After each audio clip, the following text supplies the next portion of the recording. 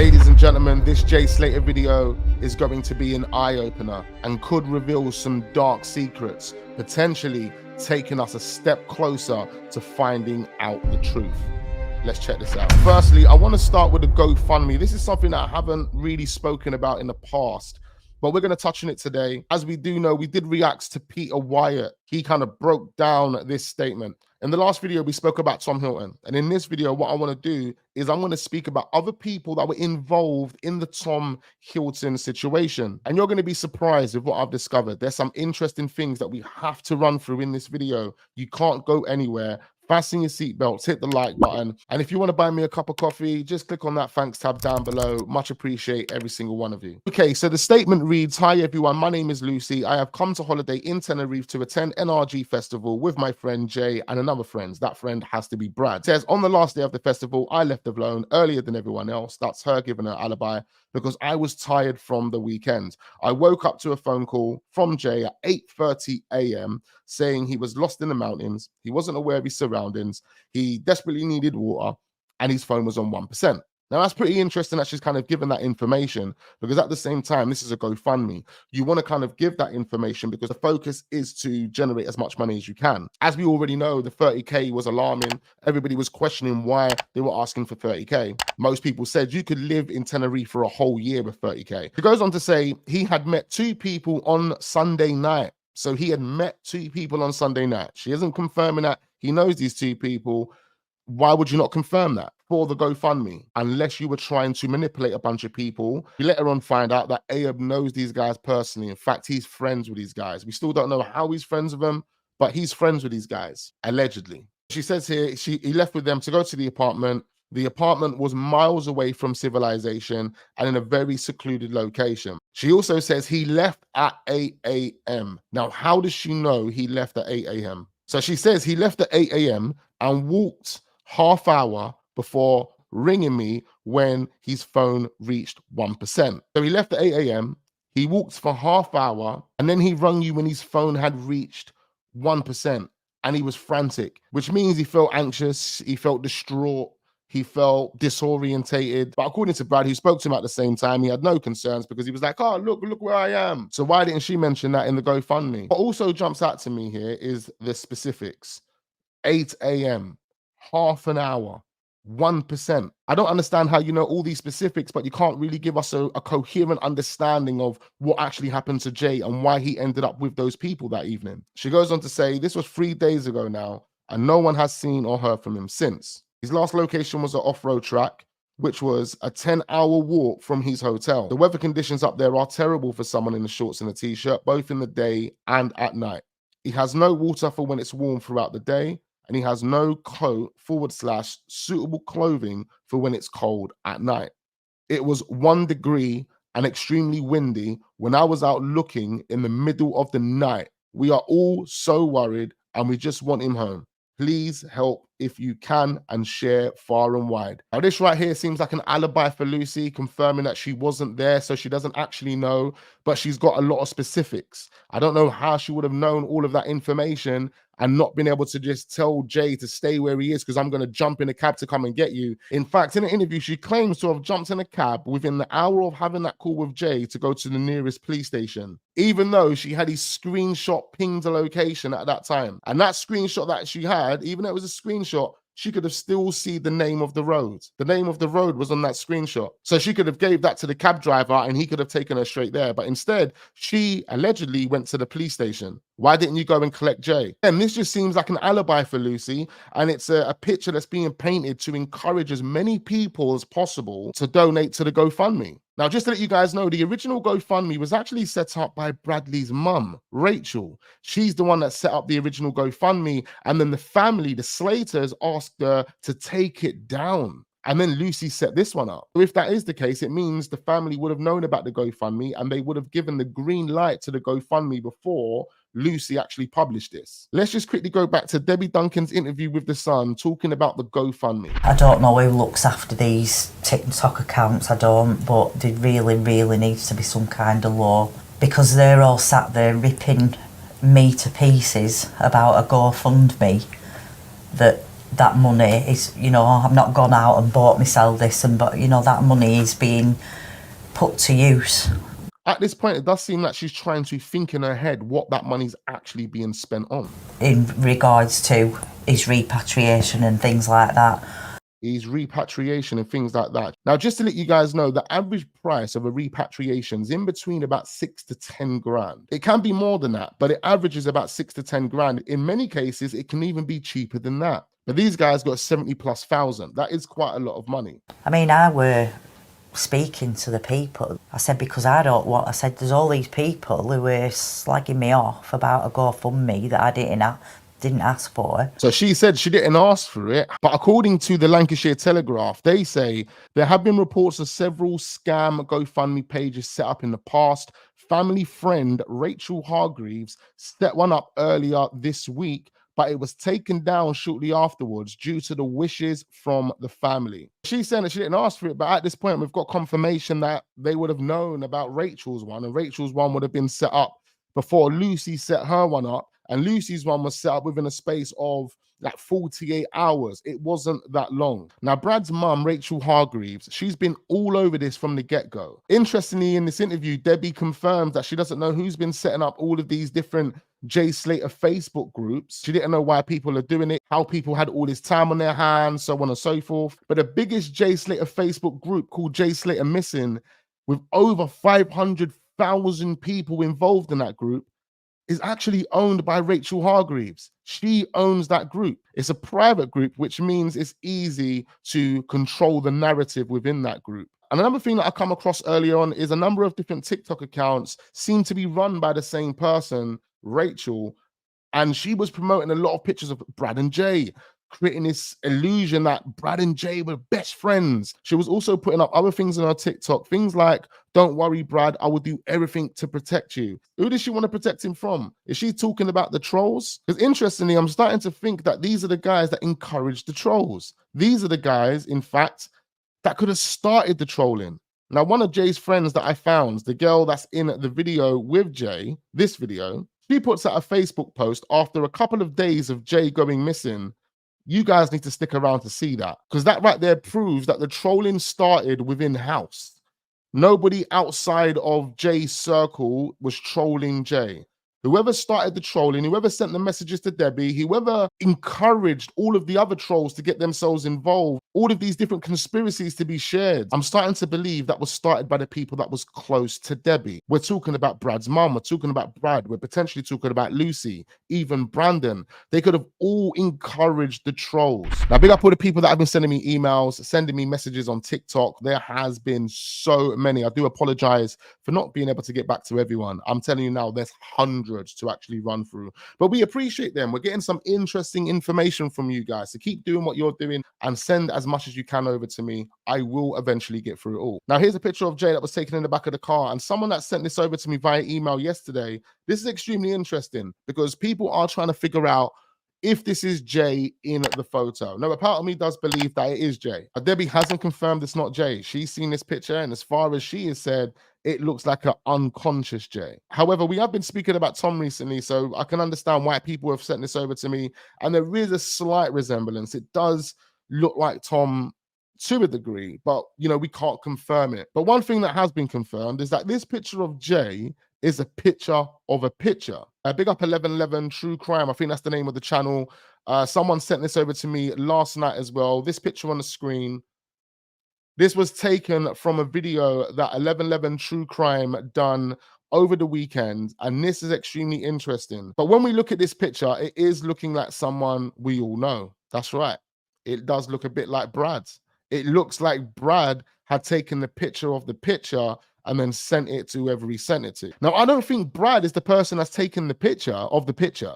No, I don't think it's Brad taking a picture of the picture. I think it's Brad taking a picture of Jay. Because if you actually look, the person that is seen in Jay's glasses is too in his glasses to be a person that's taking a picture of a picture. That person would have had to have been in the scene taking the picture itself. Now, we don't know if Jay was unconscious at this time. We don't know. But what we do know is this is meant to be a picture of Jay on his Snapchat after he allegedly left Brad. So if Brad is taking this picture, then this is not looking good for Brad. And it could be one of the reasons why Brad's mum is all over this and saying things like, don't worry, Brad, I will do everything to protect you. Within a space of 24 hours of Jay going missing, we had multiple trolls, multiple people started contacting Debbie, contacting Jay's friends, saying stuff on social media, creating fake accounts on social media. There was a lot going on within a space of 24 to 48 hours.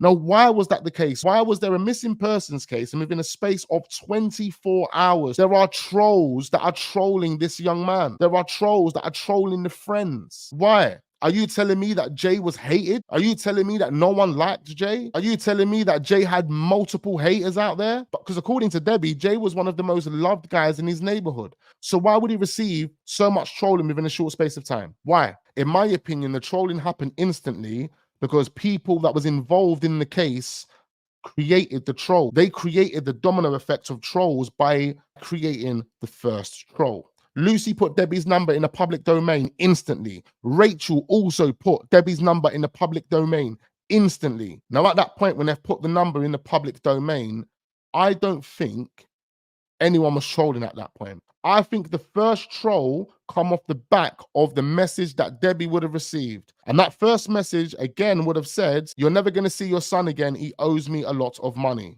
Now, that message correlates with the 30K GoFundMe that was set up. Why was a 30K GoFundMe set up and a message sent to Debbie telling her that she's never going to see her son again because he owes me a lot of money? Debbie's first interview, she's talking about just give my son back. Someone's clearly told her that someone has got her son. If she was encouraged to make that statement based on the conspiracies that were being published at that time, which were at a minimal, let's be honest, then it means the people that started the trolling, which had to have been people in-house, it had to have been people that Jay knew personally. It couldn't have been just some random dons in London trolling Debbie.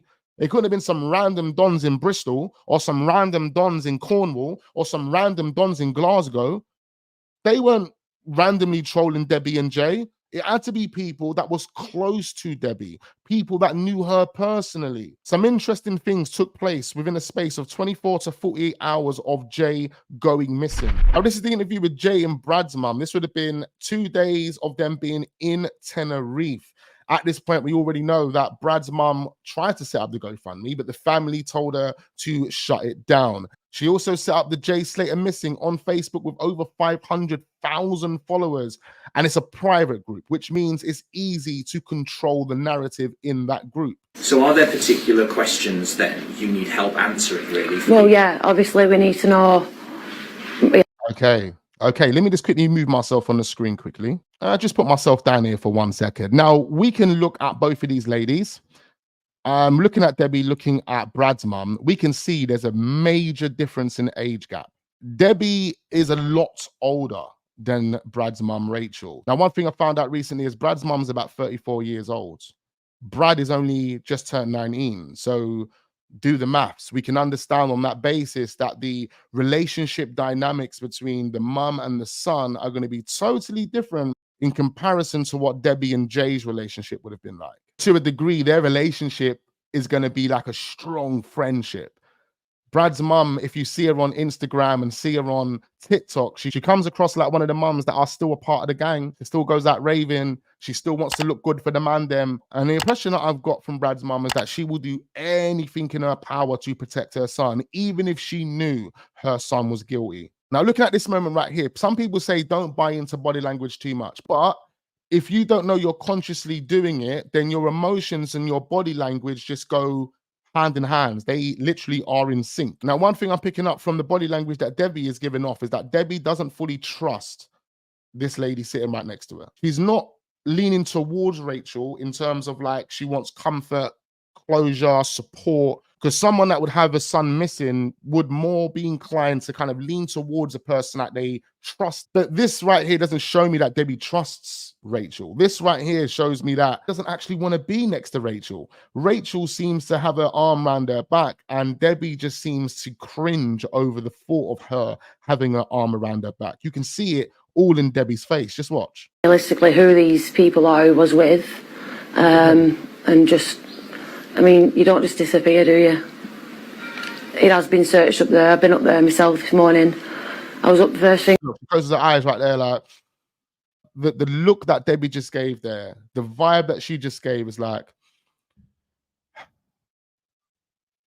you're just talking nonsense. This morning, searching his last pin location, and there's no sighting or anything. Like she said, it is quite busy with people. She's holding her head now. I mean, all of that is frustration. All of that is in her head. She's telling herself she knows that she can't trust this person next to her, and there's something that this person next to her maybe not telling her. Someone must have seen him. Like, Bradley's mum looks like a kid herself. Look how young she looks. Like I said, she's about 33, 34, and Brad is 19.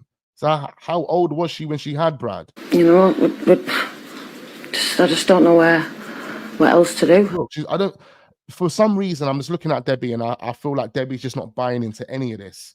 She's not buying into it. She can't believe this is happening. Like, what is really going on? At this point, she just looks like a person that doesn't trust what's being said right now. And now I want to move on and show you the reasons why I believe the trolling was in-house and was created by people that was already involved in the case. Now, if we look at this is a friend of Jay's, Jake Armstrong. It's a really good friend of Jay's, in fact. His brother is Connor Armstrong, I believe, who was involved in the attack against Tom Hilton. Now, this is extremely interesting because what Jake Armstrong published on his Facebook account on the 21st of June, so only 3 to 4 days after Jay had been missing, he says, just spoke to Jay's mum on the phone. For everyone asking who has logged into his Instagram account, it's not him or her. Somebody else has logged into it. So this could prove that Jay never had his phone and someone else had his phone, or someone knew Jay's Instagram login and logged in.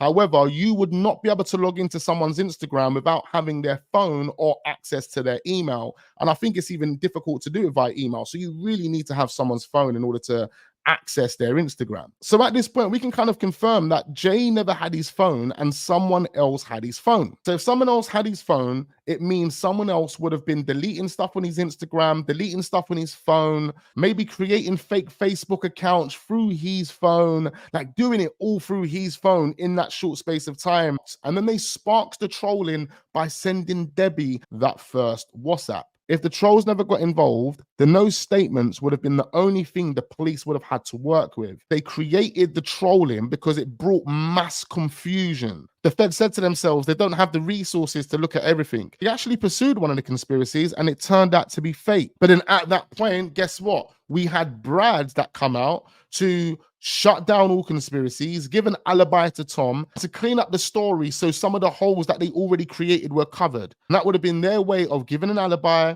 and shutting down all the bullshit, but also encouraging the rescue team to look in a certain location. As we do know, Chris Tenerife confirms that Brad's interview is what gave him strong indication that the body was in this location. They knew that none of the conspiracies that were fed would lead anyone anywhere because they truly knew what happened to Jay. Now, this person we have on the screen goes by the name of Aaliyah, and Aaliyah is good friends with Jay. She's in multiple pictures with Jay. She's in multiple videos with Jay. In fact, this is the girl that's in the video with Jay saying Lucy Lou. This post that she put out on her Facebook, which was on the 26th of June, so just over a week of Jay going missing. She says, this is a fake account someone has made and is trying to add a message, my friends. Please ignore anything they are saying some horrible people about. So someone had basically made another account of her, used her pictures and were messaging her friends. This is on the 26th of June. Who would have done that? Who would have made an account of this girl Aaliyah and decided to start messaging her friends and start messaging all these different people? Why? Why would they do that? This is only a few days after Jake Armstrong confirms that someone had access to Jay's Instagram. Because whoever done this to Aaliyah was the person that had Jay's phone. The person that had Jay's phone, in my opinion, was one of the four. Brandon, Lucy, Bradley, or Rachel. Now, maybe it wasn't Rachel, but maybe Rachel knows what was going on and has literally been doing everything she can to cover this up with her son. Bearing in mind, the relationship dynamic between Rachel and Bradley are probably like best friends. We're best friends. She lets Bradley get away with whatever he wants to get away with. But what this confirms, ladies and gentlemen, is not only someone had access to Jay's Instagram and they would have needed his phone to have access to that, but they were also creating fake accounts of Jay Jay's friends. And they were trying to contact other friends with probably some wild conspiracies and some wild messages. But I wouldn't be surprised if that was the friends that done that to create the mass confusion. Now, out of all of the friends that Jay has on his Facebook and his close friends have on their Facebook, the only people that follow Tom is Bradley and Lucy. In fact, they were two people that were liking all of Tom's pictures, especially Lucy, all the way up until about 2021. Now, over the past 2 years, looking at Lucy's pictures and things that she's been promoting on her Facebook, the only person that seems to be liking her pictures out of all of the people that are affiliated to Jay, and we're talking about the close friends as well, only seems to be Brandon. But it's mad. Brandon doesn't follow Jay and had never liked any of Jay's pictures, and vice versa. Jay's never liked any of Brandon's pictures. One thing I come to realize is that Brandon was the only person after 2021 that was liking Lucy's posts or leaving comments on Lucy's posts. So it says to me that Brandon and Lucy, they're connected. They're connected. They're really friends. None of the people that was involved in the attack against Tom Hilton actually follow Brandon. I weren't finding any of those guys following Brandon. None of them follow Brandon. None of them have liked Brandon's pictures. So it made me question, is Brandon actually a part of the same circle as Jay and those guys? You look at Jay's Facebook, you see pictures of him and his boys, right? Scour through those pictures. You won't find Bradley on there. You won't find Brandon on there. And you won't find Lucy on there. Now, talking about Bradley, if Bradley was really Jay's best friend, how the hell have you not got a picture of you and Jay on Jay's Facebook? Bearing in mind, Jay's got 2 different Facebook accounts and he's got pictures of him and his boys all over both of those Facebook accounts. Why is there no picture with Bradley? Why isn't Bradley in any of those pictures? Is Bradley truly Jay's best friend? I don't think so. Now, what surprisingly interests me is what I discovered on one of Jay's allegedly friends' accounts. I'll give you the connection between Jay and Bradley right now. Let's check this. The man you can see on your screen right now is the connection between Jay and Bradley. This is Davis Hargreaves.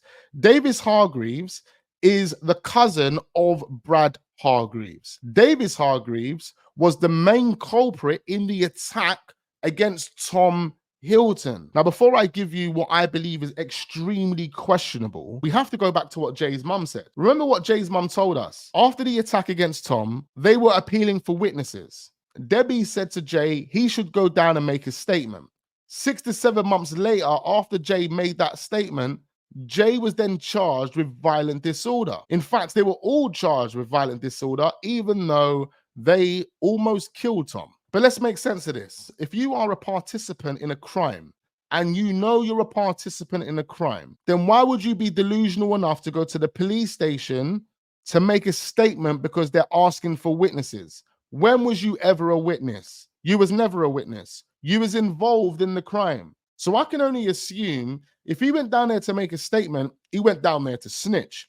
Now, I'm not too sure what Jay would have said in his statement, but what I do know is that 2 other people that were involved in that case were actually given more harsher sentences than everyone else in the case. We were told about the community service that all 8 of those people got. Yeah, that's right. But we weren't told about the other cases that some of those guys had. Some of those guys had intimidating witness charges, county line charges, and supplying Class A drug charges. These guys have been charged for this Tom Hilton thing, but at least 2 or 3 of them have got extra charges because of these other offenses that they have. So strange is whilst I was investigating this, I've got a few messages from a few different people who have mentioned Davis Hargreaves to me. And it's so weird that they mention that name because before they mention the name, I was looking into Davis Hargreaves myself.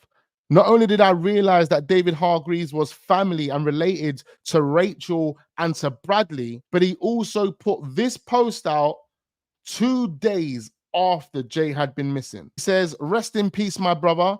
Some man you was. You will never be forgotten. Love you, my G." Now, the comment itself is normal. You would look at that comment and you would say, of course, that's what a boy would do. If you lost your friends, that's the type of comment you would put out for your friend, right? But if you've missed it, this is what you're missing. The date. The date is the 19th of June. Jay went missing on the 17th of June. How would Davis Hargreaves, the cousin to Brad Hargreaves, know that Jay's dead? How would he know that Jay's dead? How would he know?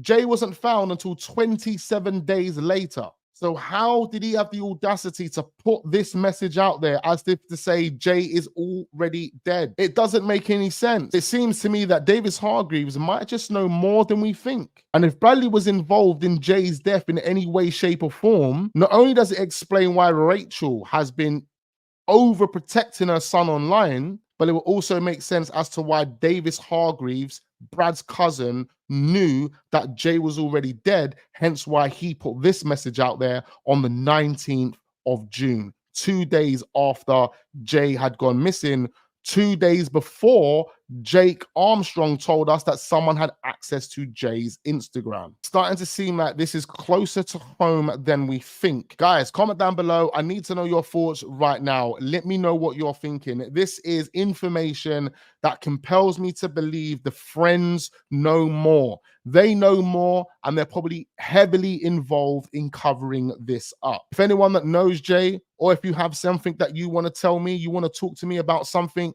you can find my email on the channel. Anyone that is close to Jay, even if you feel that I am far off, you are a friend of Jay and you feel that I've got this wrong and I am totally off here, then drop me an email. Let me know. But guys, hit that like button. Do subscribe to the channel if we are new, and I look forward to seeing you guys on the next one.